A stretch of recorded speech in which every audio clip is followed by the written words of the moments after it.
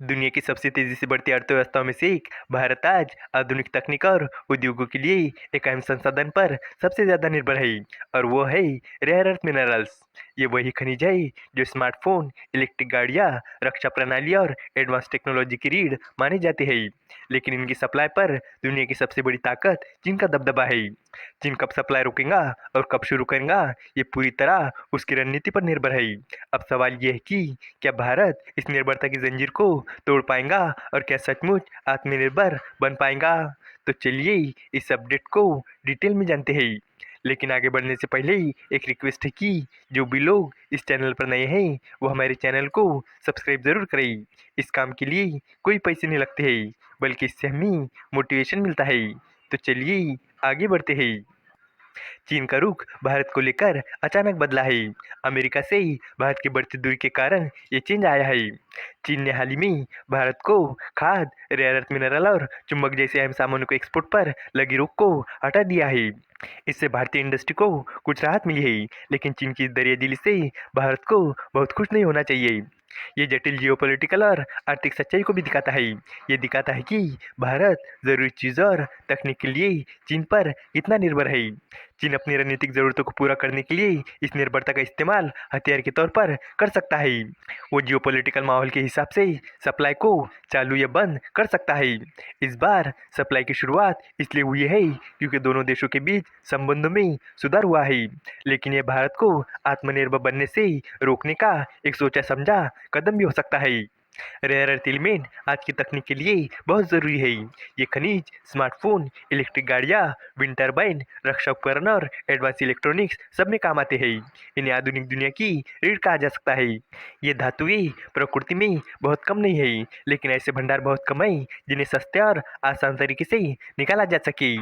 इन्हें निकालना और प्रोसेस करना पर्यावरण के लिए भी चुनौतीपूर्ण काम है। इस क्षेत्र में चीन सबसे आगे है। दुनिया में निकलने वाली रेयर अर्थ का लगभग 60 से 70% चीन से आता है।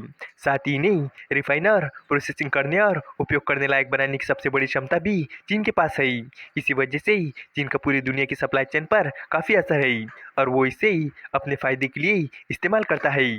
भारत अपनी रेयर अर्थ जरूरतों का ज़्यादातर हिस्सा चीन से इंपोर्ट करता है, लिहाजा भारत के लिए इसके गंभीर परिणाम हो सकते हैं। किसी भी तरह की रुकावट, चाहे वो अस्थायी हो या लंबी अवधि के लिए, क्लीन एनर्जी से लेकर इलेक्ट्रॉनिक मैन्युफैक्चरिंग और रक्षा उत्पादन तक के प्रमुख क्षेत्रों को प्रभावित कर सकता है। चीन की एक्सपोर्ट रणनीति में उतार चढ़ाव आते रहते हैं। चीन समय समय पर एक्सपोर्ट कंट्रोल का इस्तेमाल जियोपॉलिटिकल हथियार के रूप में करता रहा है। जब तनाव बढ़ता है तो सप्लाई को कम कर देता है और जब डिप्लोमेटिक संबंध बेहतर होते हैं तो एक्सपोर्ट को फिर से शुरू कर देता है। इस रणनीति के पीछे चीन की सोची समझी चाल होती है। अगर वो रेयर अर्थ की सप्लाई हमेशा के लिए बंद कर दे तो बाकी देश मजबूर हो जाएंगे कि वो दूसरे रास्ते ढूंढे, जैसे खुद खनन करना, नई तकनीक लाना या अलग अलग देशों से खरीदना। इससे चीन का असर धीरे धीरे कम हो जाएगा। इसीलिए चीन एक अलग नीति अपनाता है और कभी सप्लाई करता है और कभी रोक देता है। इससे हालात अनिश्चित बने रहते हैं। जिन देशों को जरूरत है वो कभी पूरी तरह से आज़ाद महसूस नहीं करते और हमेशा चीन पर निर्भर रहते हैं। साथ ही वो डरते रहते हैं कि कहीं चीन सप्लाई पूरी तरह बंद न कर दे। ये सिर्फ भारत के बारे में नहीं है। जापान, यूरोपियन यूनियन और यहाँ तक कि अमेरिका को भी इसी तरह के दबाव का सामना करना पड़ा है। चीन की रणनीति डर और जरूरत के नाजुक संतुलन पर टिकी हुई है। भारत ने इस खतरे को भांप लिया है। भारत सरकार ने अपनी रेयर अर्थ वैल्यू चेन विकसित करने के लिए शुरुआती कदम उठाए हैं। न्यूज एजेंसी रॉयटर्स की एक रिपोर्ट के मुताबिक भारत की सरकारी company IREL rare earth magnet बनाने के लिए जापान और दक्षिण कोरिया की कंपनियों के साथ मिलकर काम करने की कोशिश कर रही है। सरकार ने हाल ही में लोकसभा को बताया कि उसने Australia, Argentina, Zambia, Peru, Zimbabwe, Mozambique, Malawi, कोटे डिआइवर जैसे कई देशों और अंतर्राष्ट्रीय ऊर्जा एजेंसी जैसे संगठनों के साथ बायलैटरल समझौते किए हैं।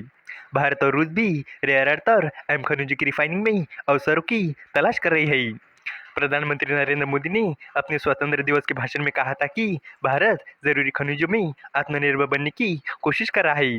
इसके लिए देश भर में 1200 से ज़्यादा जगहों पर खनिजों की खोज की जा रही है। साथ ही सरकार ने खनन कानून में बदलाव करके इस क्षेत्र को निजी कंपनियों के लिए भी खोल दिया है। इसका मतलब है कि अब भारत अपने खनिज संसाधनों का और ज़्यादा सक्रिय और बड़े पैमाने पर इस्तेमाल करने की दिशा में आगे बढ़ रहा है। इस वीडियो का कंक्लूजन ये है कि भारत और चीन के बीच रेयर अर्थ मिनरल को लेकर चल रही ये खींचतान सिर्फ व्यापार या सप्लाई का मुद्दा नहीं है, बल्कि एक बड़ी जियोपॉलिटिकल रणनीति का हिस्सा भी है। चीन अपने दबदबे का इस्तेमाल हथियार की तरह करता है, जबकि भारत धीरे धीरे आत्मनिर्भरता की दिशा में कदम बढ़ा रहा है। विदेशी साझेदारियां, नए कानून और खनिज खोज अभियान ये दिखाते हैं कि भारत अब सिर्फ निर्भर रहने की बजाय अपनी ताकत खड़ी करना चाहता है। अब सवाल ये है कि क्या भारत सच में चीन की पकड़ से निकलकर रेयर अर्थ में आत्मनिर्भर बन पाएगा? आपका इस पर क्या ओपिनियन है, कमेंट में ज़रूर बताना। उम्मीद है कि आपको ये जानकारी पसंद आई होगी और भी इसी तरह के इन्फॉर्मेटिव वीडियोस के लिए हमारे चैनल को सब्सक्राइब करें। धन्यवाद।